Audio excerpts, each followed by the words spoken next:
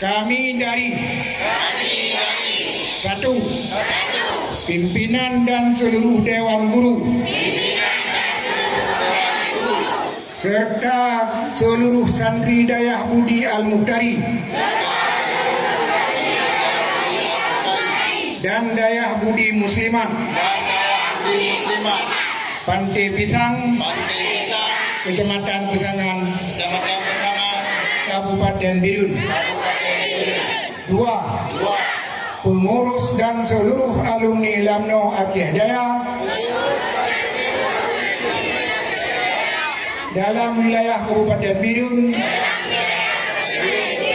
Aceh Utara, Dalhum Semai.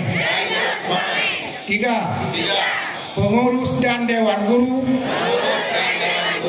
serta seluruh jamaah Sirul Muqtadin dalam wilayah Pesangan Raya.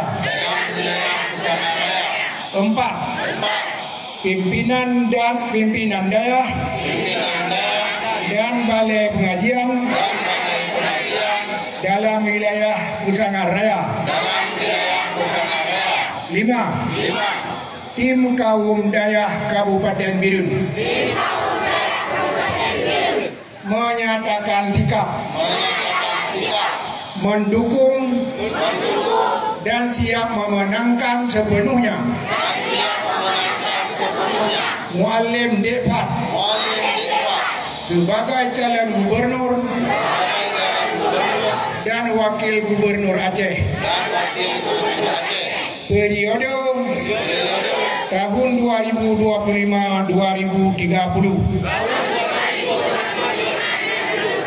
Muallim Depat menang. Takbir.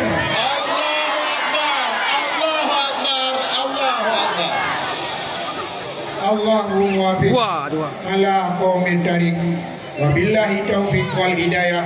Wassalamualaikum warahmatullahi wabarakatuh. Waalaikumsalam warahmatullahi wabarakatuh.